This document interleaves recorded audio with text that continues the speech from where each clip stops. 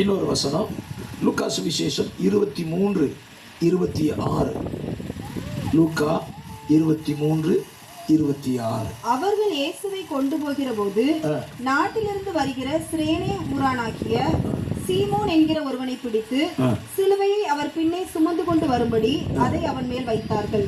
Mark சுவிசேஷம் 15:20. Mark 15:20.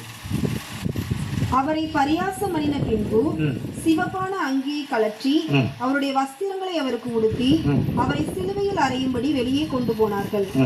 சிரேனே ஊரானும் அலெக்சந்தருக்கும் ரூப்புக்கும் தகப்பனுமாகிய சீமோன் என்னப்பட்ட ஒருவன் நாட்டிலிருந்து அவ்வழியே வருகையில் அவருடைய சிலுவையை சுமக்கும்படி அவனை பலவந்தம் பண்ணினார்கள். யோவான் சுவிசேஷம் 19:17. யோவான் 19:17. அவர் தம்முடைய சிலுவையை சுமந்து கொண்டு எபிரேய பாஷையிலே கொல்கொதா என்று சொல்லப்படும் வபாலஸ்தலம் என்கிற இடத்திற்கு புறப்பட்டு போனார். 4 வசனத்தை வாசிக்க கேட்டோம். நான் பாடல் பாடும்போது ஒரு கேள்வி கேட்டேன். இயேசு கிறிஸ்து கொல்கதா மலைக்கு சிலுவையை தூக்கிட்டு போனாரான்னு கேட்டேன். நீங்க ஆமேன்னு சொன்னீங்க. அப்படித்தானே சொன்னீங்களா இல்லையா? இப்ப சொல்லுங்க, இயேசு சிலுவையை தூக்கிட்டு கொல்கதா மலைக்கு ஏறி போனாரா? இதில் ஆமேனை காணும். பைபிளை தப்பு தப்பாவே படிச்சுட்டு தப்பு தப்பாவே சொல்லிக்கிட்டு இருக்கு. நம்ம ஒரு நாடகத்தையும் நடிச்சிருது. இயேசு சிலுவையை தூக்குன மாதிரி நம்மளும் தூக்கிக்கிட்டு அப்படியே நடக்குது. ஸ்தோத்திரம். இயேசுவை சிலுவையை சுமக்கும்படிதான் அந்த அரசாங்கம் கட்டளை பிறப்பித்தது. ஆனால் இயேசு தம்முடைய சரீரத்தில் ஏற்பட்டதான அடிகளினால், அந்த அடியினாலே அவரால் என்ன செய்ய முடியல, மாம்சத்தில் இருந்ததினால அவரால் நடக்க முடியல. நம்ம பாட்டு பாடுவோம், மும்முறை தரை மீதே தாங்குண்ணா வேதனையால் அப்படின்னு சொல்லி 3 முறை கீழே விழுந்தாரு அப்படின்னு சொல்லி பாடுவோம். பைபிள்ல இதுக்கு எவிடன்ஸ் இருக்கான்னு எனக்கு தெரியல, நான் படிச்ச வரைக்கும் எனக்கு தெரியல. ஆனா இயேசு கிறிஸ்து கீழே விழுந்தாரு. அதனால இயேசுவால சுமக்க முடியாத ஒரு சிலுவையை இன்னொருவரை சுமக்கும்படி பலவந்தம் பண்ணினார்கள். பைபிள் அப்படிதான் இருக்குது.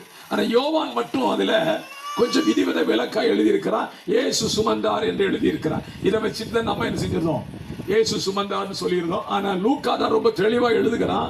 அவரை சிலுவையை சுமக்கும்படி சிரேனே ஊரானைய சீமோனை என்ன செஞ்சார்களா, பலவந்தம் பண்ணினார்கள். இந்த வார்த்தையை மட்டும் நல்லா பிடிச்சுக்கோங்க. இந்த ஸ்தோத்திர தியான நாட்களிலே இயேசு கிறிஸ்துவுடைய சிலுவை பாடுகளை நீங்க அதிகமா தியானிங்க. நான் சொல்லுவேன், இந்த 40 நாள் மட்டும் இல்லைங்க, ஒவ்வொரு நாளும் அவருடைய சிலுவையை நம்ம தியானிச்சா நமக்குள்ள பெரிய மாற்றங்கள் வரும். அல்லேலூயா சொல்லுங்க பார்ப்போம். அல்லேலூயா ஸ்தோத்திரம். நம்ம இயேசுவை தியானிக்காம ஸ்தோத்திரம் பக்கத்துக்குள்ள விசுவாசியையும் ஸ்தோத்திரம் குருவானவரையும் ஐயரையும் ஸ்தோத்திரம் கோயில்குட்டியாரையும் தியானிச்சுக்கிட்டே இருந்தா நமக்குள்ள என்ன வரும்? கோபம் தான் வரும். அல்லேலூயா சொல்லுங்க பார்ப்போம். ஸ்தோத்திரம். இயேசுவை தியானிச்சுட்டா என்ன வந்துடும்? சாந்த குணம் வந்துடும். அல்லேலூயா சொல்லுங்க பார்ப்போம். ஸ்தோத்திரம். கர்த்தர் நல்லவர். இயேசு சிலுவையை தூக்கிட்டு போகும்போது இயேசு மேலே ஏராளமான நிந்தையான வார்த்தைகள் வந்தன. இயேசுவை குறித்து தவறாய் நிறைய பேர் பேசினாங்க. இயேசுவை தூஷணமா பேசினாங்க. இயேசுவை பார்த்து சொன்னாங்க, நீ தேவகுமாரனால் சிலுவையிலிருந்து என்ன செய், கீழே இறங்கிவான்னு சொன்னாங்க. இயேசு கிறிஸ்து இதுக்கு ஒண்ணுக்குமே என்ன செய்யல, பதில் சொல்லவே இல்லை. நான் சொல்ல, இயேசுவை தியானிச்சீங்கன்னா உங்களை பத்தி யாரு என்ன சொன்னாலும் நீங்க என்ன சொல்ல மாட்டீங்க, பதில் சொல்ல மாட்டீங்க. ஆனா இப்ப என்ன சொல்லிருந்தோம், ஒருத்தர் ஒரு வார்த்தை சொல்ல முடியல, உடனே பதில் என்ன செஞ்சிருது, உள்ளத்தின் ஆழத்திலிருந்து பொங்கி வாயிலிருந்து வெளியே கொட்டிருந்தோம். சொல்லுங்க. கர்த்தர் நல்லவர். நான் இயேசுவை தியானித்தார். என்னை குறித்து நீங்க தரக்குறவா பேசலாம் சரி, நான் அமைதியால தான் போவேன். ஏனென்றால் நான் இயேசுவை தியானிக்கிறேன். இயேசு எனக்கு கற்றுக் கொடுத்த சாந்தம் உள்ள ஆவியை நான் தியானிக்கிறேன். அல்லேலூயா சொல்லுங்க பார்ப்போம். ஸ்தோத்திரம். கர்த்தர் நல்லவர். ஒரு திருச்சபையிலே நான் பொறுப்பெடுத்தேன். ஸ்தோத்திரம். இது நான் யூடியூப்ல போடுறதுனால உங்க வேலை அந்த சபையார் கேட்டாலும் கேட்பாங்க. ஸ்தோத்திரம்.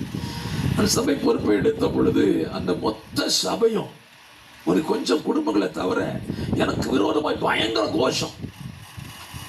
பயங்கர கோஷம்னா ஒரு கோஷத்துக்கு அளவே கிடையாது. ஆராதனை ஆலயத்திலேயே நான் ரொம்ப சிரிச்சுக்கிட்டே இருந்தேன். அவங்க பிசாம கத்திக்கிட்டே இருந்தாங்க. நான் சிரிச்சுக்கிட்டு பிசா கிளம்பி போயிட்டேன். இன்னைக்கும் கர்த்தருடைய ஊழியத்தில் நிற்கிறேன். இல்லைன்னு சொல்லுங்க பார்ப்போம். இதை எங்க கத்துக்கிட்டேன்னா இயேசு விட்டு தான் கத்துக்கிட்டேன். இயேசு நிறைய இடத்துல பொறுமையா இருந்திருப்பார்.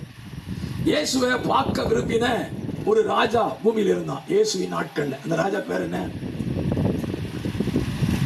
இயேசு பிறக்கும் போது அந்த ராஜா இருந்தான், இயேசு மரிக்கும் போது அந்த ராஜா இருந்தான். அந்த ராஜா பேரு ஏரோது. நீங்க என்ன இப்படி பார்க்கறத பார்த்தா பைபிளே படிக்கல உங்களுக்கு.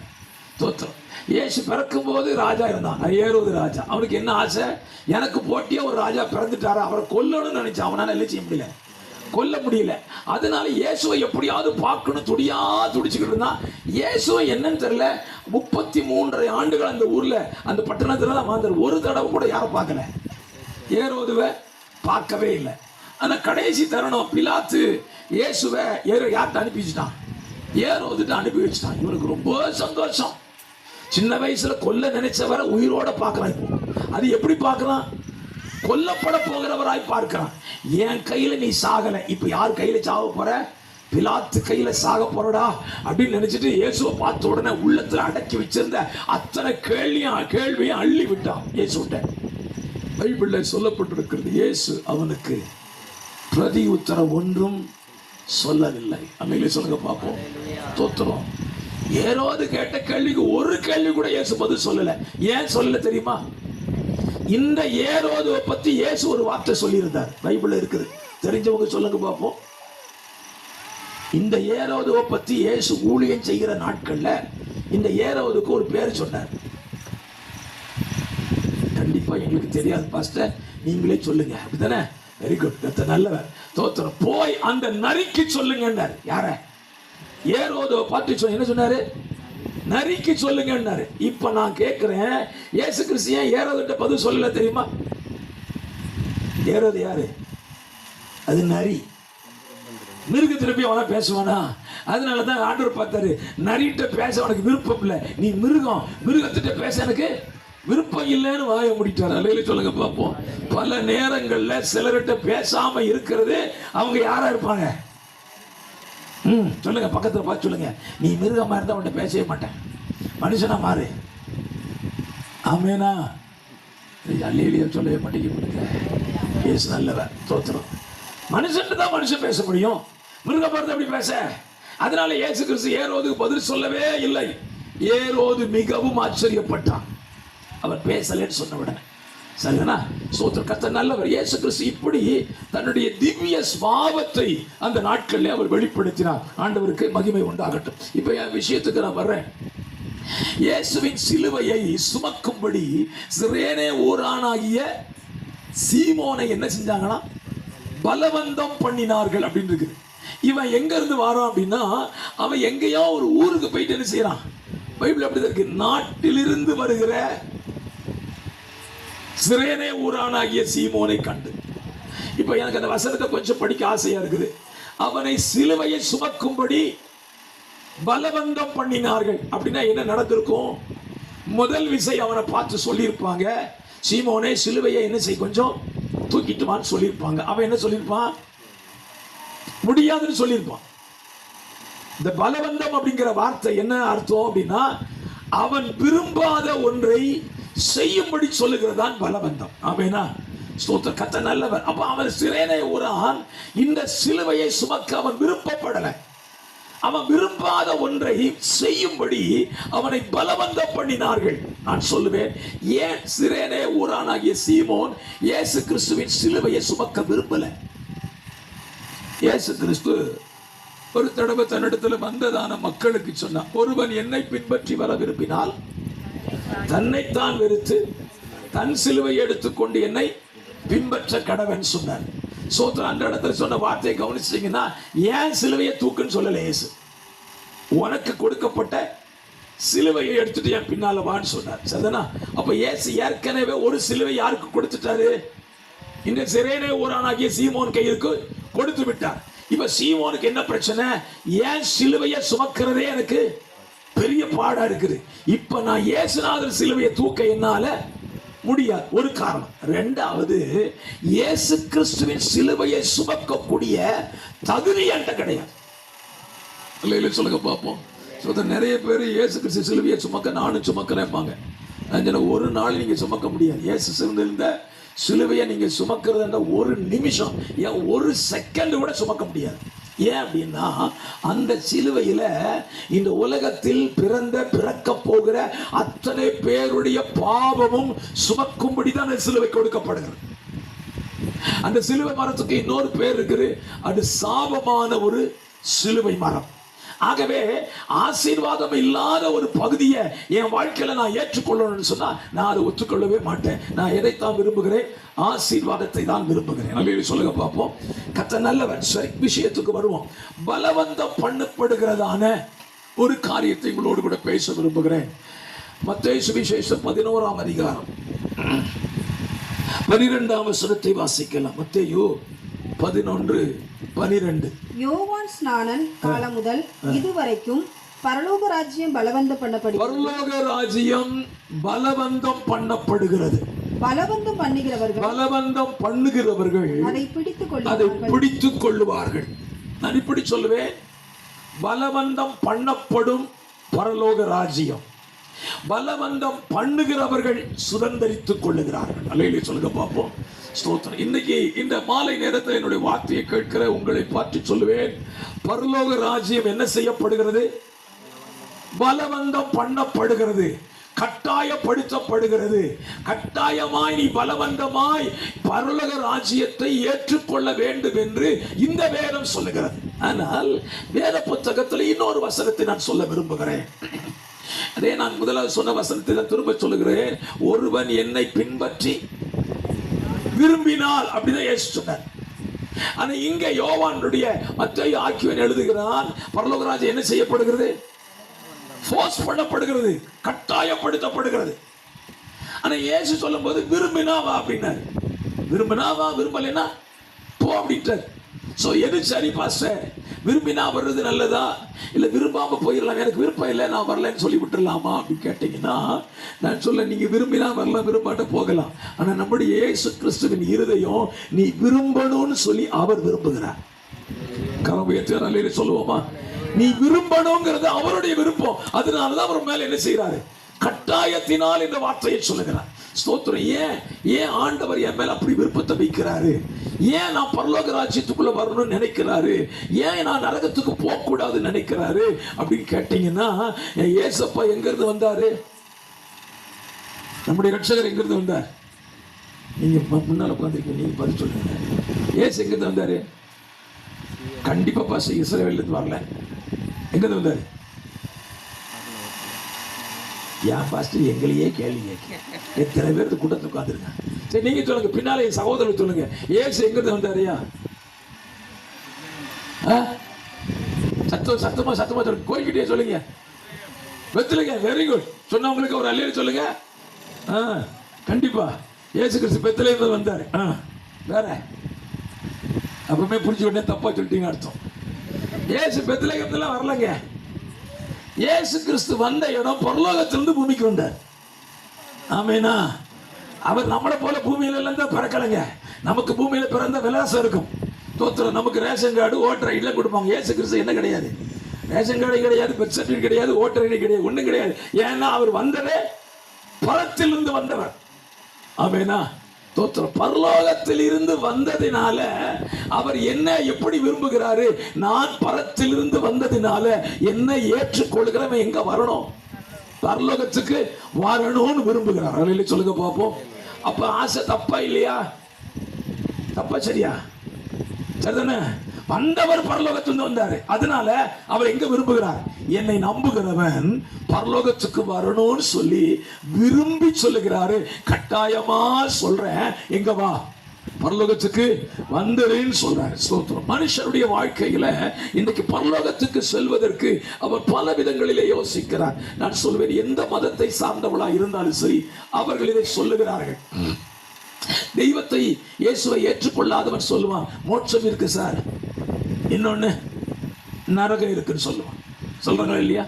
ஸ்தோத்திரம். அது மோட்சத்துக்கு கொஞ்சம் வார்த்தை வேணா கொஞ்சம் வித்தியாசமா இருக்கும். சிவ லோகம் அப்படின்னு சொல்றான். ராமனே ஒத்துக்கிறான். ஒரு நல்ல இடம் ஒண்ணு இருக்குது, கெட்ட இடம் இருக்கு சார். ஆமா, ஆண்டவர் சொல்றேன், அதைத்தானே நானும் சொல்றேன். நீ நல்ல இடத்துக்கு வரணும்னு சொல்லிதான் உன்னை ரட்சிக்க பூமிக்கு வந்தேன். அல்லேலூயா. ஸ்தோத்திரம். இந்த நல்ல இடத்துக்கு போகிறதுக்கு ஒரு வழியை ஆயத்தம் பண்ண வந்தார் நம்முடைய ரட்சகர். கடந்த நாட்கள் ஒரு அருமையான வாலிப தங்கச்சி ஸ்தோத்திரம் ஒரு ஒரு ஒரு மாநிலத்தில் ஒரு மாவட்டத்தில் பஸ் ஸ்டாண்ட்ல சுவிசேஷம் சொன்னதை நீங்க யூடியூப்ல பார்த்துருக்கலாம். மிகவும் தைரியமாய் பேசுகிறார். இயேசு கிறிஸ்து தான் தெய்வம், இயேசுவை ஏற்றுக்கொள்ளுங்கள், இயேசு உன்னை ரட்சிக்க வந்திருக்கிறான்னு சொல்லி பஸ் ஸ்டாண்ட்ல அடிச்சு பழக்கிற சுவிசேஷத்தை. அதை தடுக்கிறதுக்கு ஒருத்தன் வந்து நின்றுட்டு அது எப்படி, அது கிடையாதுங்கண்ணா. அந்த பாப்பா ரொம்ப நேர்த்தியா அவனுக்கு பதில் சொல்லிச்சு. அந்த பாப்பாவை ஜெயிக்க முடியல. அவன் எவ்வளவோ எதிர்த்து பேசி பார்க்குறான். அவன் சொன்ன இல்லை, இயேசுதான் உண்மையான தெய்வம். இல்லை சொல்லுங்க பார்ப்போம். இந்த பாப்பாவுடைய தைரியத்தை பார்த்து எனக்கு சந்தோஷமா இருந்துச்சு. இன்னைக்கு நம்ம கூட தைரியம் சொல்ல மாட்டோம். தோத்திரம் உங்களை ஒருத்தர இந்த கட்டாளம் கொடுத்த ஊருக்குள்ள விட்டு தைரியமா இயேசு பற்றி சொல்லுங்க பார்ப்போம். புரியுங்களா? தோத்திரம் சபைக்குள்ளேயே இன்னைக்கு சாட் சொல்ல மாட்டேங்கும், நாங்கள் ஊருக்குள்ளே போய் சொல்ல. தோத்திரம் நமக்கு தெரியும் நம்ம ஊரை பற்றி அடிச்சு விடுவாங்க அப்படின்னு. தோத்திரம் அந்த பிள்ளைய பாருங்க, எதுக்கும் பயப்படலை. செத்தா பரலோகம், வாழ்ந்தா பூமியில. அல்லேலூயா சொல்லுங்க. கர்த்தர் நல்லவர். நம்முடைய ஆண்டவர் நம்மை பலவந்தம் பண்ணுகிறார். ஸ்தோத்திரம். சரி, இப்ப பரலோக ராஜ்யம் என்ன பண்ணப்படுகிறது? பலவந்தம் பண்ணப்படுகிறது. பைபிள் அந்த வசனத்தை இப்படி முடிக்கிறார், பலவந்தம் பண்ணுகிறவன் அதை பிடித்துக் கொள்ளுகிறான். அப்ப நம்ம இந்த ராத்திரியில பரலோக ராஜ்யத்தை என்ன செய்யணும்? பலவந்தம் பண்ணி பிடித்துக் கொள்ள வேண்டும். ஸ்தோத்திரம். இந்த சிலுவை தியான கூட்டங்களுக்காக நான் கர்த்தரை ஸ்தோத்திரம் பண்றேன். இந்த வருஷத்துல ஸ்தோத்திரம், நான் உங்களோடு கூட பேசுகிற ஆண்டு நேற்றைக்கு கடந்த வாரத்தில் ஐயா சொன்னாங்க 10வது வருஷம். எனக்கே ஆச்சரியம், 10 வருஷத்து ஊருக்கு வரானான்னு சொல்லி நான் ரொம்ப அழுதேன் ராத்திரி வீட்டில் போய். சப்பா 10 வருஷத்து ஊருக்கு போறேன் ஆண்டவரே, ஒரு பெரிய மாற்றத்தை இந்த ஊர்ல என்னால என்ன செய்ய முடியலையே, பார்க்க முடியலையே. இந்த வருஷமாவது ஒரு மாற்றத்தை தந்துட மாட்டீரான்னு கடந்த வாரத்தில் நானும் என்னுடைய குடும்பமும் சேர்ந்து ஜெபித்தோம். நீங்கள் ஜெபம் பண்ணுங்க, இந்த வருஷமாவது ஒரு மாற்றம் வரட்டுமே. ஆமென். காணுமே. அல்லேலூயா. கர்த்தர் நல்லவர். சரி, இப்ப பரலோக ராஜ்யம் என்ன செய்யப்படுகிறது? பலவந்தம் பண்ணப்படுகிறது. பலவந்தம் பண்ணுகிறவர்கள் பிடித்துக் கொள்கிறார்கள். அப்ப ஆண்டவர் நம்மளை எந்த இடத்துல பார்க்கிறார்னா பலவந்தம் பண்ணப்படுகிற இடத்தில் பார்க்கிறார். கர்த்தர் நல்லவர். நான் அந்த பலவந்தம் பண்றத கொஞ்சம் வித்தியாசமா பேச விரும்புகிறேன். பரலோக ராஜ்யம்னா என்ன? பரலோக ராஜ்யம்னா என்ன? ரோமருக்கு எழுதின நிருபம் 14ஆம் அதிகாரம் 17ஆம் வசனத்தை வாசிக்க கேட்போம். ரோமர் 14:17. தேவனுடைய ராஜ்யம் புசிப்பும் குடிப்பும் அல்ல, அது நீதியும் சமாதானமும் பரிசுத்த ஆவியினால் உண்டாகும் சந்தோஷமாயிருக்கிறது. எல்லாரும் சொல்லலாமா? பரலோக ராஜ்யம் என்பது புசிப்பும் குடிப்பும் அல்ல, நீதியும் சமாதானமும் பரிசுத்த ஆவியினால் உண்டாகக்கூடிய சந்தோஷமாயிருக்கிறது. பரலோக ராஜ்யம் என்பது அழுகைக்குரிய இடம் இல்லை, அல்லது சாப்பிட்டு வயிறை நிரப்பக்கூடிய இடமோ இல்லை. அது வித்தியாசமான ஒரு ஸ்தலம். இந்த ராத்திரி வேளையில இந்த பரலோக ராஜ்யத்தை நீங்களும் நானும் பலவந்தம் பண்ணிதான் பிடித்துக் கொள்ள வேண்டும். அப்படியானால் இந்த ராஜ்யத்தை இன்னொருவர் வைத்திருக்கிறார், அவரிடத்தில் நான் இதை கேட்டு பெற்றுக்கொள்ள அதிலே நான் ஃபோர்ஸ் பண்றேன், பலவந்தமாக பிடிக்கிறேன். ஆண்டவரது ஆண்டவரே எனக்கு தந்துருங்கன்னு சொல்லி அதை பலவந்தம் பண்ணுகிறேன். வேத புத்தகத்தில் 2 ராஜாக்களின் புஸ்தகம் 2ஆம் அதிகாரத்தில் எலியா எலிசா என்று 2 மனுஷர்கள் இருக்கிறார்கள். எலியா பரத்துக்கு எடுத்துக் கொள்ளப்பட போகிறான். அவனை பின்பற்றி போனதான எலிசா எலியாட்ட இருந்து ரெட்டிப்பான வரத்தை வாங்கணும்னு நினைச்சு எலியா எங்கெல்லாம் போனானோ அங்கெல்லாம் இவனை செஞ்சுட்டு தான் போய்கிட்டே இருக்கிறான். எலியா சொல்றான், கர்த்தர் என்னை எரிகோவுக்கு போய் சொல்றாரு, பெத்தேலுக்கு போய் சொல்றாரு, யோர்தான் மட்டும் அனுப்புகிறான். அவன் எங்க வேணாலும் போறோம், உங்க பின்னால என்ன செய்வேனா வருவேன். சோத்திரம். இப்ப யோர்தான் நதிக்கரையை கடக்கிறான். யோர்தான் நதிக்கு வந்த உடனே இந்த எலியா கேட்கிறான் எலிசாட்ட, எதுக்கு பையன் பின்னாலேயே வர, உனக்கு என்ன வேணும்? அவன் சொல்றான், உம்மிடத்தில் இருக்கிற ஆவியின் வரங்களை 2 தரணுங்க. எலியா சொல்றான், நீ கேட்டது ரொம்ப கஷ்டமான காரியம், நான் எடுத்துக்கொள்ளப்படும் போது நீ பார்த்தாது கிடைக்கும்னு சொல்றான். இந்த எலியா பின்னால போனதே எதுக்குதான்? ரெட்டிப்பான வரத்துக்கு தான். எலியா சொல்றான் கஷ்டங்கிறான், நாங்கள கஷ்டப்படுகிறதை நான் கஷ்டப்பட்டு பெற்றுக்கொள்வேன். அல்லேலூயா சொல்லுங்க பார்ப்போம். இந்த எலியாவின் கையில் இருந்த சால்வைய எலிசா கஷ்டப்பட்டு தான் பெற்றுக்கிட்டான், சாதாரணமெல்லாம் பெற்றுக்கொள்ளவில்லை. இன்னைக்கு நிறைய பேருக்கு எது விருப்பம் இல்லை? கஷ்டப்படுறது விருப்பமே இல்லை. சுலபமா ஏதாவது கிடைக்குமா பாஸ்டர்? ஒண்ணு கிடைக்காது. தோற்றம் ரட்சிப்பு இலவசம் தான், ஆனா கஷ்டப்படாம கிடைக்காது. ஆமேனா தோற்ற நிலையில சொல்லுங்க பார்ப்போம். 10th எக்ஸாம் ஆரம்பிச்சுல எழுதுறவங்க கை தூக்குங்க பார்ப்போம். 10th எழுதுறவங்க இங்கே யாராவது இருக்கீங்களா? சோத்திர கத்தர் உங்களுக்கு நல்ல ஞானத்தை தருவார். நல்ல எக்ஸாம் எழுதுங்க. சோத்திரம் கொஸ்டின் மட்டும் எழுதிட்டு வந்துடாதீங்க. நிறைய பிள்ளை கேட்ட எழுதிங்கன்னா ஆமாம் எல்லா கொஸ்டின் எழுதிட்டேன், வெரி குட். பதில் எழுதுனியா? ஐயோ மறந்து போச்சேன். சோத்திரம் ஒரு பிள்ளை இப்படி சொல்லிச்சு, பாஸ்டர் எல்லா கொஸ்டின் ஒன்று விடாமல் எழுதிட்டேன், வெரி குட். எத்தனை மார்க் வரும்? என்ன மார்க் வரும் கேட்கிய? கொஸ்டின் அப்படியே எழுதிட்டு வந்திருக்கேன். ஸ்தோத்திரம். அப்படி எழுதிடாதீங்க. கொஸ்டினுக்கு என்ன செய்யுங்க? பதில் எழுதுங்க. ஸ்தோத்திரம். அந்த எக்ஸாம் எழுதல நான் கஷ்டப்பட்டாதான் எனக்கு என்ன போடுவாங்க? மார்க் போடுவாங்க. அல்ல சொல்லுங்க பார்ப்போம். ஸோ அந்த ரிசல்ட் வரும்போது ரொம்ப வேடிக்கையாக இருக்கும். பிள்ளைகள் சொல்கிறதெல்லாம் கேட்டிருக்கிறேன். நாங்களாம் அப்படி சொன்னதில்லை. இப்போ வளர்கிற தலைமுறைகள் சொல்லுவாங்க, ரிசல்ட் வரும், மார்க் வந்துடும், 600க்கு 350 அப்படின்னு மார்க் வந்துடும். வந்த உடனே அம்மா அப்பா கேட்பாங்க, இல்லை என்ன மார்க் கம்மியாயிட்டு? இப்போ நான் சரியாக தான் எழுதுனேன், வாத்தியார் என்ன செய்யல? அட்டே ஒரே போடிய எவன் திருத்தினான்னு தெரியாதுல்ல, வாத்தியார் சரியாக திருத்தலை, அவன் மேலே ஒரு பழி. உடனே அப்பா அம்மாவும் ஆமையா என் பிள்ளை ரொம்ப சூப்பராக படித்தான், அவன் தண்ணி அடித்து திருத்திருப்பான், என் பிள்ளைக்கு மார்க் கம்மியாக போட்டான். தோற்றுருவான். பிள்ளை படித்த லட்சணம் தான் அவன் எழுதியிருப்பான். இல்லையோ சொல்லுங்க பார்ப்போம். நம்மளும் பல நேரத்தில் ஏசப்பட சொல்லுது, ஆண்டவரே நான் நல்லதா ஜெபம் பண்ணேன், நீர் ஒன்றும் தர மாட்டேங்கிற என்று சொல்றாரு. கஷ்டப்படாம எதையும் பெற்றுக்கொள்ள முடியாது. அல்லையில சொல்லுங்க பார்ப்போம். சரி, இப்போ நம்ம கஷ்டப்பட்டு ஒரு 3 காரியத்தை ஆண்டவர்கிட்ட இருந்து பெற்றுக்கொள்ளலாமா? ஸ்தோத்திரம். பரலோக ராஜ்யம் எப்படிப்பட்டது? நீதியும் சமாதானமும் பரிசுத்த ஆவியினால் உண்டாகிற சந்தோஷம். சரி, நீதினா என்னது பாஸ்டர்?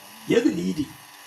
அது தெரிஞ்சாதானே பைபிளில் நான் பேசினேன்னா எப்படியும் நிறைய நேரம் பேச வேண்டியது வந்துவோம். அதனால எங்களுக்கு தந்த நேரத்தில் உங்களுக்கு புரிய வேண்டிய சத்தியத்தை சொல்லிபடியாக விரும்புகிறேன். எது நீதி? லூக்கா சுவிசேஷம் 6ஆம் அதிகாரம், லூக்கா 6:6 வசனத்திலிருந்து வாசிங்க பார்ப்போம். வேறொரு ஓய்வு நாளிலே அவர் ஜெப ஆலயத்தில் பிரவேசித்து அங்கே சூம்பின வலது கையை உடைய ஒரு மனுஷன் இருந்தான். அப்பொழுது வேதபாரகரும் பரிசேயரும் அவரிடத்தில் குற்றம் பிடிக்கும்படி ஓய்வு நாளில் சொஸ்தமாக்குவாரோ என்று அவர் மேல் நோக்கமாய் இருந்தார்கள். அவர்களுடைய சிந்தனைகளை அவர் அறிந்து சூம்பின கையுடைய மனுஷனை நோக்கி நீ எழுந்து நடுவே நில் என்றார். அவன் எழுந்து நின்றான். அப்பொழுது இயேசு அவர்களை நோக்கி, நான் உங்களிடத்தில் ஒன்று கேட்கிறேன், ஓய்வு நாட்களில் நன்மை செய்வதோ தீமை செய்வதோ ஜீவனை காப்பதோ அழிப்பதோ எது நியாயம் என்று கேட்டு அவர்கள் எல்லாரையும் சுற்றி பார்த்து அந்த மனுஷனை நோக்கி உன் கையை நீட்டு என்றார். அப்படியே அவன் தன் கையை நீட்டினான். உடனே அவன் கை மறு கையை போல சொஸ்தமாயிற்று. சொல்லுங்க பாப்போம். எது நீதி? பரலோக ராஜ்யம் என்பது நீதியான ஒரு இடம். அங்க அநீதியை பார்க்கவே முடியாதுங்க. இங்க ஒரு நீதியை சொல்றேன். ஒரு ஆலயத்துக்கு வந்து இருக்கிறான். அந்த ஆலயத்தில் அவன் எப்படி இருக்கிறான்? சூம்பின கை உடையவனா இருக்கிறான். இயேசு கிறிஸ்து இந்த ஆலயத்துக்கு வரும்போது அந்த மனிதனும் ஆலயத்தில் இருந்தான். இயேசு பிறக்கும் போது இந்த மனிதன் பிறந்திருக்க வேண்டும், அல்லது இயேசு பிறக்கிறதுக்கு முன்னால இவன் பிறந்திருக்கணும். இயேசு பிறந்து 30 ஆண்டுகள் முடித்து 32 அந்த ரேஞ்சில் இருக்கும் போது இவன் ஆலயத்துக்கு வந்துட்டு தான் இருக்கிறான். அது வரைக்கும் அந்த ஆலயத்துக்கு தான் வந்தான். எப்படி தான் வந்தான்? சூம்பின கையுடையவனாய் வந்தான். அப்போ அந்த ஆலயம் அவன் எப்படிதான் இருக்க விரும்பிச்சு? நீ இப்படியே கடைசி வரைக்கும் வாழன்னு விரும்பிச்சு. நானும் சொல்லுவேன், இன்றைக்கு பல நேரங்களிலே நம்முடைய சமுதாயம், நம்முடைய குடும்பம் நாம் இருக்கிறது போலவே இருக்கணும் தான் விரும்புவதே தவிர நம்ம வளரக்கூடாது, நல்லா ஆயிடக்கூடாது நிறைய பேர் நினைக்கிறாங்க. ஆமேனா? ஆமேனா? இதுக்கு மட்டும் வேகமா ஆமேன்னு சொல்லுவான். நல்ல சொல்லுங்க பார்ப்போம். நான் நல்லா ஆயிடக்கூடாதுன்னே நினைக்காங்க பாஸ்டர். எங்க குடும்பம் வாழக்கூடாதுன்னே நினைக்கிறாங்க. நானே சொல்றேன், ஏசப்பா சொல்றாரு, இந்த மனுஷன் எத்தனை ஆண்டுகள் இந்த ஆலயத்தில் இருந்தாலும் எப்படிதான் இருந்தான்? கை சூம்பிதான் இருந்துச்சு. பரலோக ராஜ்யம் என்பது நீதியை செய்கிற ஒரு ராஜ்யம். இப்ப ஆண்டவர் சொன்னாரு, இந்த மனுஷனை சுகமாக்குவது பரலோக ராஜ்யத்தினுடைய விருப்பம். வேதத்தில் உங்களுக்கு இன்னொரு வசனத்தை கூட காண்பிச்சு கொடுக்கிறேன். லூக்கா சுவிசேஷம் 13ஆம் அதிகாரம் 11ஆம் வசனத்துக்கு வாங்க. லூக்கா 11 அப்பொழுது 13:11. அப்பொழுது 18 வருஷமாய் பலவீனப்படுத்தும் ஆவியை கொண்ட ஒரு ஸ்திரீ அங்கே இருந்தாள். அவள் எவ்வளவும் நிமிரக்கூடாத கூனியா இருந்தால் இயேசு அவளை கண்டு தம்மிடத்தில் அழைத்து ஸ்திரீயே, உன் பலவீனத்தினின்று விடுதலையாக்கப்பட்டாய் என்று சொல்லி அவள் மேல் தமது கைகளை வைத்தார். உடனே அவள் நிமிர்ந்து தேவனை மகிமைப்படுத்தினாள். இயேசு ஓய்வு நாளிலே சொஸ்தமாக்கினபடியால் ஜெபாலய தலைவன் கோபமடைந்து ஜனங்களை நோக்கி வேலை செய்கிறதற்கு 6 நாள் உண்டே, அந்த நாட்களிலே நீங்கள் வந்து சொஸ்தமாக்கிக் கொள்ளுங்கள். ஓய்வு நாளிலே அப்படி செய்யலாகாது. ஓய்வு நாளிலே எப்படி செய்யலாகாது? வேலை செய்யக்கூடாது. இது பிரமாணம். ஆனா பரலோக ராஜ்யம் என்ன சொல்லுது? ஓய்வு நாள்னு பார்க்காது, எந்த நாளும் பார்க்காது. நீ கட்டில் இருந்து விடுதலை ஆக வேண்டியது அது எந்த நாளா இருந்தானே. அல்லேலூயா சொல்லுங்க பாப்போம்.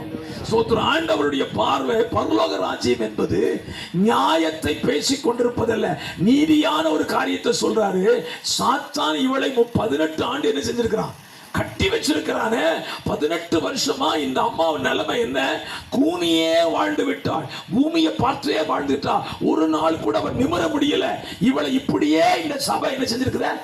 வச்சிருக்கிறேன்னு வருத்தப்பட்டார். சொல்லுங்க பார்ப்போம். இந்த திருச்சபையில் இருக்கிற உங்களை பார்த்து நான் சொல்லுவேன், நீங்கள் ஒருபோதும் ஒரு நாளும் ஸ்தோத்திரம் பூமியவே பார்த்து என்ன செஞ்சிடக்கூடாது, வாழ்ந்துடக்கூடாது. தலை நிமிர்ந்து பார்க்கணும். சொல்லுங்க பார்ப்போம். ஸ்தோத்திரம். எப்ப பார்த்தாலும் உலகம், பூமி, ஆசீர்வாதம், வீடு, வயல், வாசல், இப்படியே பூமி பூமி பூமின்னு அலைஞ்சிடக்கூடாது. நமக்கு மேல ஒரு இடம் இருக்குது. ஆமென் சொல்லுங்க. ஸ்தோத்திரம். நல்லவன். ஒரு ஸ்தோத்திரம், ஒரு சம்பவத்தை சொல்லுவாங்க, ஒரு மிருகத்தை சொல்லுவாங்க. உங்க ஊர்ல இந்த மிருகம் இருக்கா? நான் பார்க்கல. இருக்கும், இல்லாம இருக்காது. ஸ்தோத்திரம். 4 கால் மிருகம் கட்டையா இருக்கும், ரொம்ப கருப்பா இருக்கும். அதானே புரிஞ்சிருப்பீங்கன்னு நினைக்கிறேன். இந்த மிருகத்தை பார்த்தீங்கன்னா எப்பவும் அதனுடைய முகம் எங்க தான் இருக்கும்? பூமி தான். அப்படியே போயிட்டு எனக்கு எப்படி இந்த ரோடுல குறுக்க வந்துட்டுனா வண்டி நிப்பாட்டிடுவேன். தோத்திரம். இவன் பூமியே பார்க்குற கேஸு, நம்மளை பார்க்கவே மாட்டான், நம்ம தான் பார்த்து நிப்பாட்டிக்கிடணும். அல்ல சொல்லுங்க பார்ப்போம். தோத்திரம். அதனால வேகமாக அது பூமியவே பார்த்து காலம் முழுசும் பூமியை தான் பார்க்கும். ஆனால் ஒரு நாள் அதற்கு வானத்தை பார்க்கக்கூடிய தருணம் கிடைக்கும். கிடைக்குமா? கிடைக்கும். என்னைக்கு கிடைக்கும்? அறுக்க போகிற அன்னைக்கு கிடைக்கும். அறுக்க போகும்போது அவன் கெட்டி மலத்தி தூக்கிட்டு போவான். அப்போ தான் வானத்தை பாடாடா, இப்படி ஒரு வானம் இருக்கிறதே தெரியாம போச்சு. பூமியவே பார்த்து வாழ்ந்துட்டோம். நான் சொல்லுவேன், நம்ம யாரும் அப்படி இருக்கவே கூடாது. எப்ப பார்த்தாலும் பூமி பூமி பூமி பூமி. பாச அது எப்படி கிடைக்கும்? பாச இது எப்படி கிடைக்கும்? நான் சொல்றேன், பரலோகம் எப்படி கிடைக்கும் கேளுங்க, சொல்லித்தரேன். பூமியில ஆசீர்வாதம் எப்படி கிடைக்குன்னு எனக்கு தெரியவே தெரியாது. ஆனா பூமியில ஆசீர்வாதம் கிடைக்கும். எப்படி கிடைக்கும் தெரியுமா? பரலோகத்தை பார்த்துட்டீங்கன்னா கிடைச்சிருக்குல்ல. மத்தேயு 6:33 சொல்லுங்க பார்ப்போம். முதலாவது தேவனுடைய ராஜ்யம். நம்ம இப்ப என்ன செஞ்சிருக்கிறோம்? எல்லாம் முடிச்சுட்டு தேவராஜ்யத்துக்கு வருவோம். அப்படித்தானே? ஞாயிற்றுக்கிழமை ஆராதனை சர்ச்சில் எத்தனை மணிக்கு? 9:30 மணிக்கு. 9:30 மணிக்கு போகும்போது வீட்டு வேலையெல்லாம் முடிச்சுட்டு போகிறவங்க ஒரு அல்லையில சொல்லுங்க.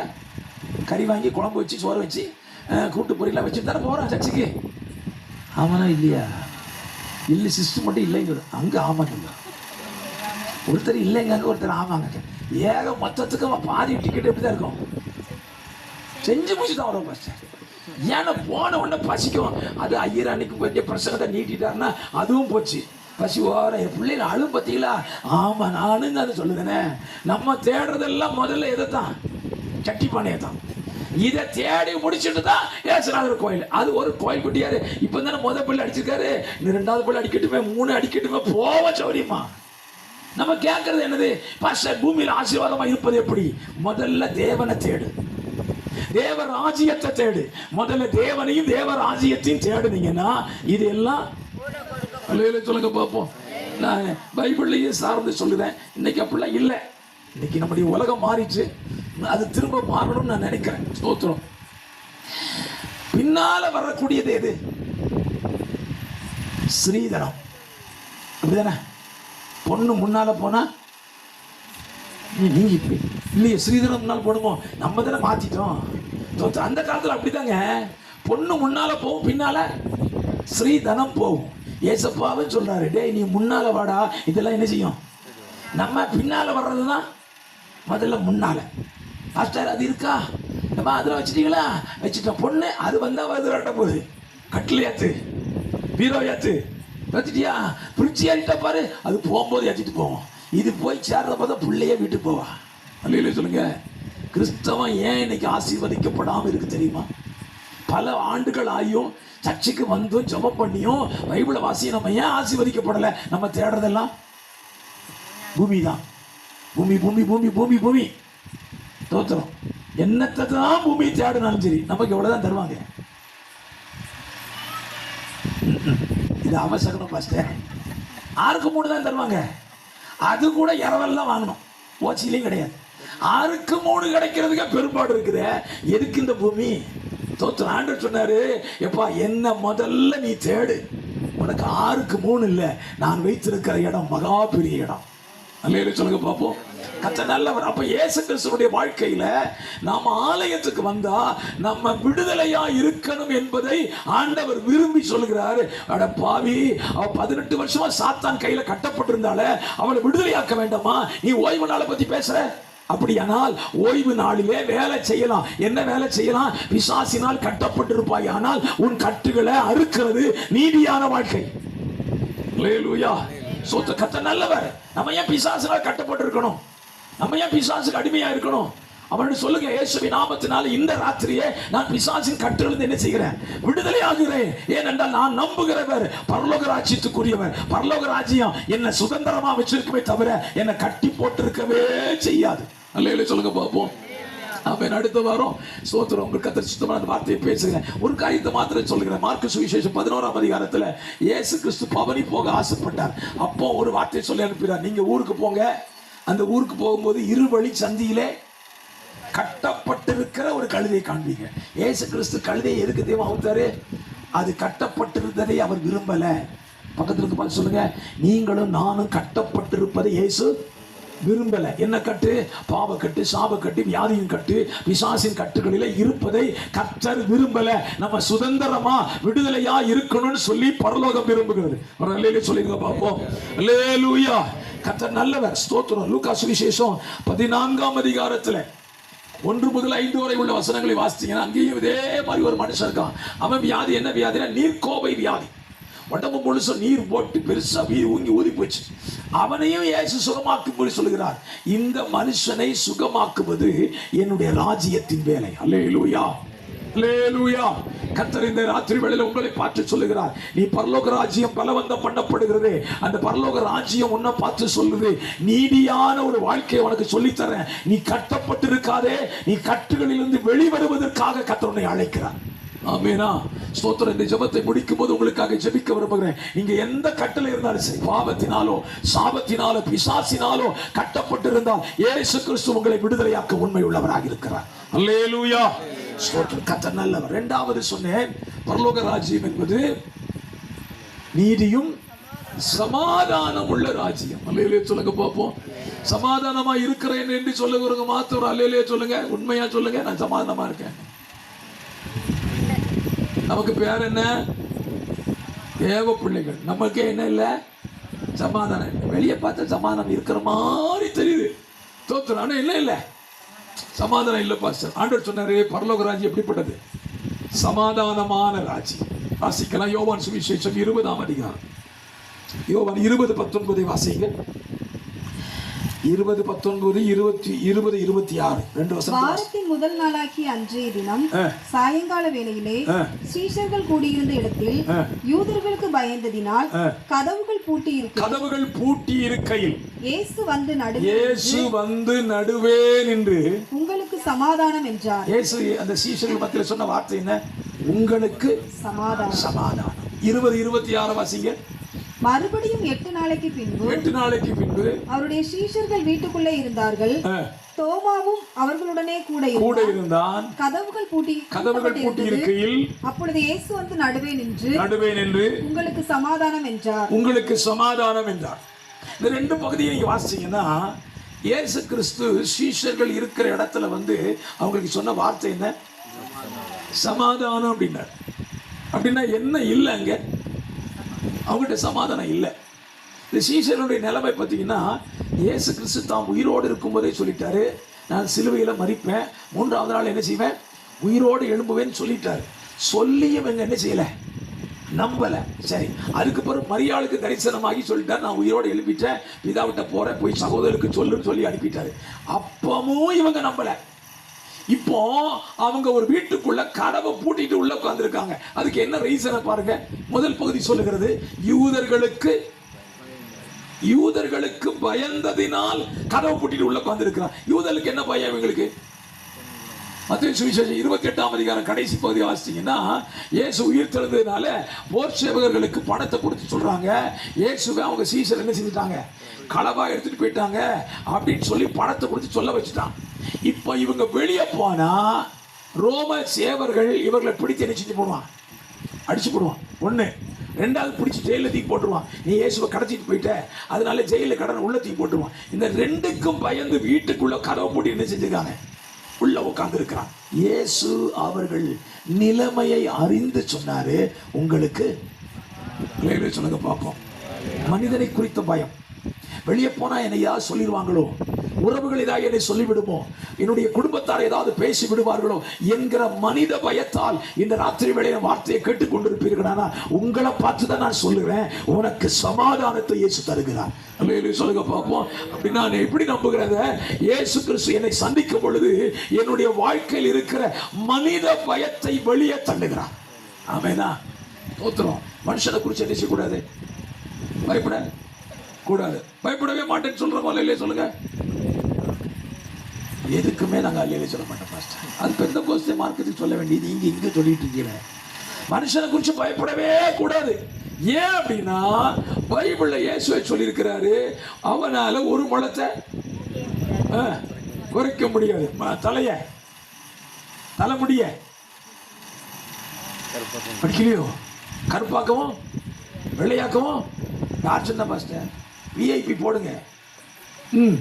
நானே விளம்பரம் சொல்ல, விஐபி போட்டீங்கன்னா வெள்ளையா கருப்பாயிரும். நீங்க விஐபி போடுங்க, கருப்பான வெள்ளையானது கருப்பாகும், கொஞ்ச நேரத்தில் என்ன ஆயிடுது, செம்பட்டையாயிரும். என் அப்பன் ஏசு சொன்னதுக்கு மாறாக நீ எதை பண்ணாலும் வித்தியாசமா தரும். அல்லேலூயா, தோற்றம். பாஸ்டர் நீங்க டை அடிக்கலாம் கேட்காதீங்க, நான் அடிக்கவும் மாட்டேன். ஏன்னா அவர் தர்றது அதுதான் அழகு. அல்ல சொல்லுங்க பாப்போம். நம்ம அழகை கெடுத்தே நம்ம குடிச்சர் ஆயிட்டோம். ஸ்தோத்திரம். பைபிள்ல ஸ்தோத்திரம் ஸ்தோத்திரம் கர்த்தர் நல்லவர். இந்த நரைச்ச முடிக்கு ஒரு அழகான பதவி இருக்கு. சொல்ல முடியுமா? முடி நரைச்சிட்டுனா ஒரு பதவி கிடைக்கும். நரை மயிர் நமக்கு கிரீடமா கொடுக்கிறத வேண்டான்னு சொல்லி அதை மறுபடியும் கருப்பாக்கி வச்சுங்க. நம்ம எதை வெறுக்கிறோம்? கிரீடத்தை வெறுக்கிறோம். பூமியில கொடுக்கிற கிரீடத்தையே வெறுத்தா பரலோக கிரீடம் கிடைக்கவா போகுது? ஒரு நாளும் கிடைக்காது. அதனால இன்னைக்கு ராத்திரி யாரெல்லாம் டை அடிக்கிறீங்களோ அந்த டப்பாவை தூக்கி தூர போட்டுருங்க. ஏசு கிறிஸ்துவ நல்ல முடியை தந்திருக்கார். இல்லைன்னு சொல்ல மாட்டேன்னு தெரியும் எனக்கு நிறைய வீட்டுக்குள்ள இருக்குல்ல. தோத்தரை நீங்க அடிக்கிறத பார்த்தாலே தெரியுது, கருக்கருன்னு தெரிஞ்சாலே விஷயம். தோத்தம். கர்த்தர் நல்லவர். முடி நல்ல கருப்பாகணும்னு நான் சொல்லித்தரேன். ஒழுங்க தலைக்கு என்ன செய்ய, எண்ணெய் செய். இன்னைக்கு இளம வளரும் தலைமுறை எண்ணெயே தலையில காட்ட மாட்டேங்கான். அதனாலதான் சீக்கிரம் என்ன செஞ்சது? தோத்திரம். கர்த்தர் நல்லவர். எண்ணெய் திராட்சரசம் வாலிபர்களை வளர்க்கும். தோத்திரம். அதனாலதான் பாஸ்டர் நாங்க குடிக்கிறோம் அப்படின்னு சொல்லிடாதீங்க. இயேசு கிறிஸ்து ரத்தம் செய்யும். திராட்சை பழத்தை ஒரிஜினலா நீங்க புளிஞ்சு சாப்பிட்டு பாருங்க, ஒரு பிரச்சனையும் வராது. குடல் போன்னு சீக்கிரமா சுகமாயிரும். அல்லேலூயா சொல்லுங்க. பிரசங்கத்துல ஒரு நல்ல பாயிண்ட் சொல்லி கொடுங்க. தோத்திரம். திராட்சை பழத்தை வாங்கி நல்லா கழுவிட்டு வெந்நீல வேக வச்சு அதை புளிஞ்சு குடிச்சிங்கன்னா உங்கள் வயிற்றில் இருக்கிற அல்சர் கம்ப்ளீட்டாக சுகாயும். சொல்ல மாட்டேங்க, மருந்து சொல்லி கொடுக்கீங்க, 50 ஃபீஸ் கட்டிட்டு போங்க. அல்லேலூயா, தோத்திரம். அத்தி பழத்தை சாப்பிட்டீங்கன்னா கேன்சர் சுகமாயிரும். நான் சொல்லல, பைபிள் சொல்லுது. இதெல்லாம் பைபிள் சொல்லி கொடுக்குற மெடிசன். மாஸ்டர் அத்தி பழமா 1 கிலோ எவ்வளோ தெரியுமா? 1000 ரூபா தான். ரொம்ப கம்மி தான். அதை சாப்பிட்டுட்டே வாங்க, ஹீமோகுளோபின் நல்லா கூடிரும். ஆமேனா? இப்படி மருத்துவ குறிப்பாக சொன்னால சந்தோஷப்படுவீங்கன்னு பார்த்தேன். பரலோக ராஜ்யம் உன் பயத்தை நீக்குகிறது. மனுஷனை குறித்து என்ன செய்யாதீங்க, பயப்படாதீங்க. தைரியமா சொல்லுங்க. நீங்க மனுஷனுக்கு பயப்படாம இருக்கணும்னா ஒரே ஒரு வழி. யாருக்கு பயப்படணும்? அவருக்கு பயந்துட்டோம். நான் அவருக்கு பயப்படுகிறேன். அவருக்கு பயந்துட்டீங்கன்னா மனித பயம் உங்களை விட்டு என்ன செஞ்சிடும்? ஓடி போய்விடும். அல்லேலூயா சொல்லுங்க பார்ப்போம். நம்ம மனுஷனுக்கு பயப்படுறோம்னா யாருக்கு பயப்படல அர்த்தம்? தெய்வத்துக்கு பயப்படல. தேவனுக்கு பயப்படுகிறவன், சங்கீதம் 128 சொல்லுகிறது, கர்த்தருக்கு பயப்படுகிறவன் இவ்விதமாய் ஆசீர்வதிக்கப்படுவான். நம்ம தெய்வத்துக்கு பயந்தா நம்ம ஆசீர்வாதத்தை ஒருத்தர் தடுக்க முடியாது. அல்லேலூயா சொல்லுங்க பார்ப்போம். கர்த்தர் நல்லவர். அப்ப பரலோக ராஜ்யம் எப்படிப்பட்டது? எனக்கு சமாதானத்தை கொண்டு வரக்கூடியது, மனித பயத்தை மாற்றுகிறது. இரண்டாவது சொன்ன அந்த 26ஆம் வசனத்துல தோமாவும் உள்ளே இருந்தான். தோமாவுட்ட என்ன இருந்துச்சு? அவிசுவாசம் இருந்துச்சு. பரலோக ராஜ்யம் என்பது உன்னுடைய அவிசுவாசத்தை மாற்றுகிற ராஜ்யம். பரலோக ராஜ்யத்துல அவிசுவாசத்துக்கு பேச்சே கிடையாது. ஏனென்றால் அங்கே விசுவாசிக்கிறவர்களுக்கு மட்டும்தான் இடம் இருக்கும். அல்லேலூயா சொல்லுங்க பார்ப்போம். ஆண்டவர் தோமாவை பார்த்து சொன்னாரு, அவிசுவாசியாயிராமல், பக்கத்துல பார்த்து சொல்லுங்களேன், அவிசுவாசியாயிராம விசுவாசியா இருங்க, உங்களுக்கு சமாதானம் கிடைக்கும். ஆமெனா. அல்லேலூயா. கர்த்தர் நல்லவர். மூன்றாவதாக பரலோக ராஜ்யம் எப்படிப்பட்டது? தோத்திரம், பரிசுத்த ஆவியினாலே கொடுக்கிற சந்தோஷம். தோத்திரம், பூமியில நம்மளை விட்டு எடுக்கப்படாத ஒரு சந்தோஷம் தான் அது ஆவியானவர் தருகிற சந்தோஷம் தான். வேதத்திலிருந்து ஒரு சில வசனங்களை வேகமாக வாசிக்க. அப்போஸ்தலர் 2:32, அப்போஸ்தலர் 2ஆம் அதிகாரம் 32ஆம் வசனம், அப்போஸ்தலர் 5:41. இந்த இயேசுவை தேவன் எழுப்பினார், இதற்கு நாங்கள் எல்லாரும் சாட்சிகளாய் இருக்கிறோம். இதுதான் பெரிய சந்தோஷம். பேதுரு, பயந்து போயிருந்த பேதுரு இப்ப தைரியமா சொல்றான், இந்த இயேசுவை தேவன் எழுப்பினார், இதற்கு நாங்கள் சாட்சி. சந்தோஷமா சொல்றேன். நீங்க யாரையா? நான் இயேசு உயிரோடு இருக்கிறார் என்பதுக்கு சாட்சி. நீங்கள் நானும் இந்த நாட்களில் சொல்ல வேண்டியது, நீ யார் அப்படி கேட்டீங்கன்னா, இயேசு உயிரோடு இருக்கிறார் என்பதற்கு நான் சாட்சி. எப்படி நீங்க சாட்சி? நான் செத்து போக வேண்டியவன், வியாதியில மரித்து போக வேண்டியவன், இயேசு என்னை குணப்படுத்தி சுகமா வச்சிருக்கிறார்னா அவர் உயிர் உள்ள தெய்வம். அல்லேலூயா. ஸ்தோத்திரம். அப்போஸ்தலர் நடபடிகள் 5ஆம் அதிகாரம் 41ஆம் வசனத்தை வாசிக்கலாமா? அவருடைய நாமத்துக்காக நாங்கள் அவமானம் அடைவதற்கு பாத்திரராக எண்ணப்பட்டபடியினால் சந்தோஷமாய் ஆலோசனை சங்கத்தை விட்டு புறப்பட்டு போய், அவருக்காக அவமானப்படுறது என்னதானா? சந்தோஷம். அவங்களை பிடிச்சி அடிக்கிறாங்க, இயேசுவின் நாமத்தை சொல்லக்கூடாது அடிக்கிறாங்க. அவன் சொல்ல, என்னை நீ அடிச்சதுக்காக சந்தோஷப்படுறேன். அல்லேலூயா சொல்லுங்க பார்ப்போம்.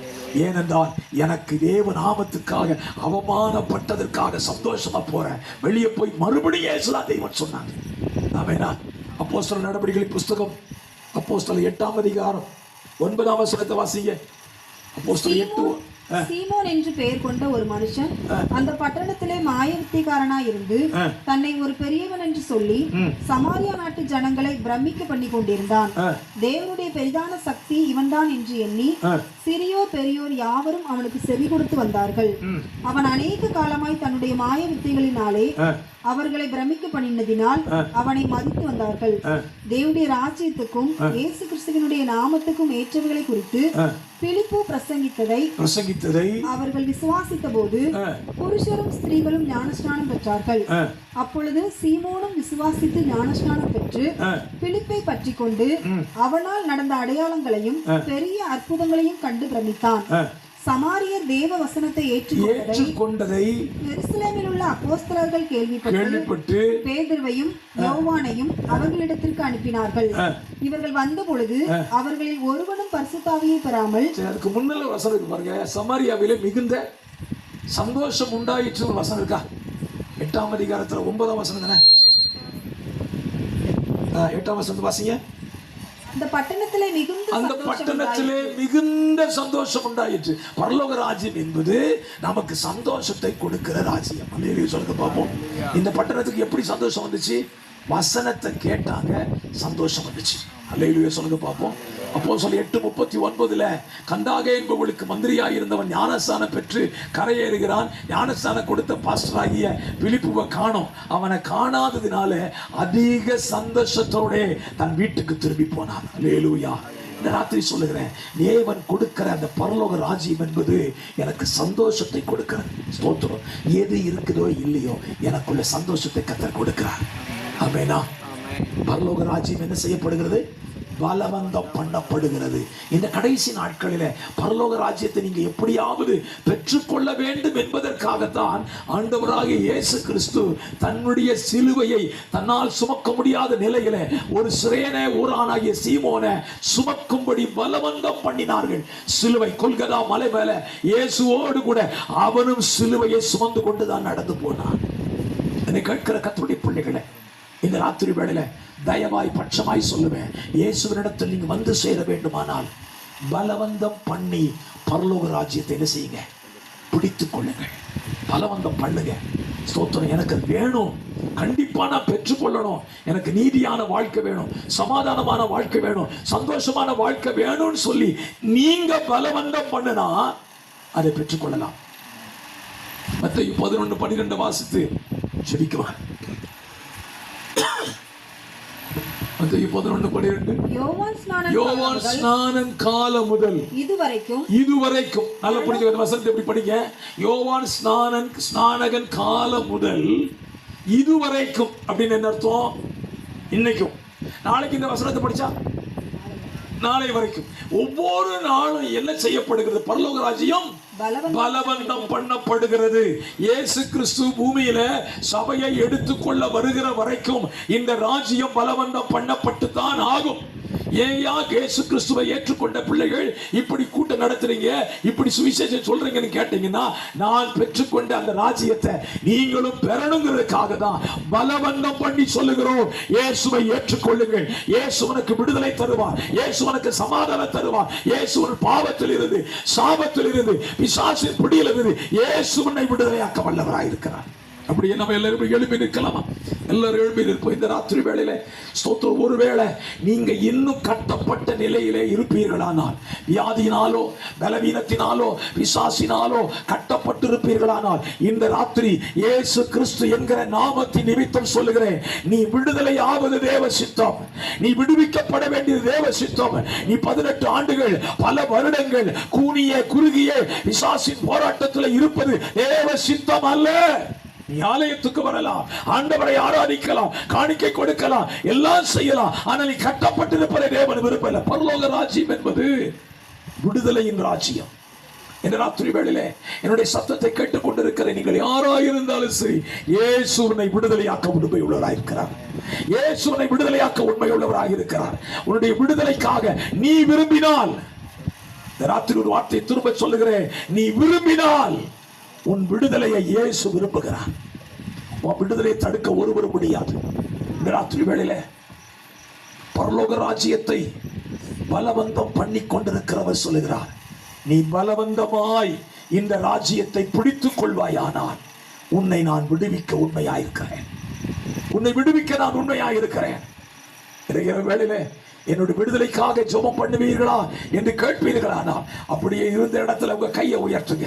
ஆண்டவரே, நான் விடுதலை பெற விரும்புகிறேன், என் குடும்பம் விடுதலை பெற வேண்டும், என்னுடைய வாழ்க்கை விடுதலை பெற வேண்டும், நான் இந்த உலகத்தில் ஒரு விடுதலையான வாழ்க்கை நான் வாழ வேண்டும். ஆண்டவரே, கட்டப்பட்ட நிலையிலே கட்டுகளோடு கூட வாழ்வதை நான் விரும்பல, என்னை விடுதலை ஆக்கும் என்று நீங்க கேட்பீர்களானால் நிச்சயமாய் இயேசு உங்களை விடுதலை செய்வார். நான் சொல்லுகிறேன், அப்படியே கண்களை மூடுங்க, கையை உயர்த்தி பிடிச்சிருக்கிறவங்க இயேசுவை பார்த்து கேளுங்க. இயேசுவை பக்கத்துல தான் நிற்கிறார். இயேசுவை பார்த்து சொல்லுகிறார், நீ பலவந்தம் பண்ணு, என்ன பலவந்தம் பண்ணி பிடித்துக்கொள், நான் உன் அருகில் தான் இருக்கிறேன். ஆண்டவர் சொல்லுகிறார், பலவந்தம் பண்ணுகிறவர்கள் அதை பிடித்துக் கொள்ளுகிறார்கள். இயேசு கிறிஸ்துவின் நாமத்தினாலே இந்த ராத்திரி வேளையிலே பலவந்தமாய் எனக்கு விடுதலை வேண்டும், எனக்கு விடுதலை வேண்டும் என்று கேட்கிற உங்க ஜனத்தை இந்த ராத்திரி வேளையிலே அவர்கள் எந்த விடுதலைக்காய் ஜெபிக்கிறார்களோ அதிலிருந்து அவர்களை விடுதலை கொடுப்பீராக ஆண்டவரே. பிசாசினுடைய கட்டுகளிலிருந்து, பாவ கட்டுகளிலிருந்து, சாப கட்டுகளிலிருந்து, வியாதியின் கட்டுகளிலிருந்து உங்க பிள்ளைகளை கிறிஸ்து இயேசு விடுதலை ஆக்குவீராக என்று சொல்லுகிறேன். அந்த சூம்பியில கை உடையவனை பார்த்து உன் கையை நீட்டு என்று சொன்னீரே, மறு கையை போல சொஸ்தமானது போல இந்த ராத்திரி உங்களுடைய பிள்ளைகள் சொஸ்தமாவார்களாக, சுகமாவார்களாக, விடுதலை ஆவார்களாக. பிசாசின் போராட்டத்திலிருந்து இவர்கள் சுகத்தை பெற்றுக் கொள்வார்களாக. ஆண்டவரே, உங்க நாமத்தினால இந்த ராஜ்யத்தை குறித்து பிரசங்கித்திருக்கிறேன். இந்த ராஜ்யத்தை இன்றைக்கும் பலவந்தம் பண்ணுகிறவர், பலவந்தம் பண்ணிக்கொண்டே இருக்கிறீங்க. பலவந்தம் பண்ணி கொண்டிருக்கிற உங்க பிள்ளைகளை நீங்க விடுதலையாக்கி சமாதானத்தினால், சந்தோஷத்தினால், நீதியினால், அமைதல் உள்ள வாழ்க்கையினால் நிரப்பி நடத்தி விடுங்க என்று சொல்லி பிள்ளைகளை வாழ்த்தி ஆசீர்வதிக்கிறேன். இப்படிய பிள்ளைகளை கர்த்தர் அப்படியே தொட்டு விடுதலையாக்குறதுக்காய் ஸ்தோத்திரம். இரட்சகராம் இயேசுவின் நாமத்தில் தாழ்மையோடு ஜெபிக்கிறேன். ஜெபம் கேளும் நல்ல பிதாவே. ஆமென், ஆமென், ஆமென். உட்கார்.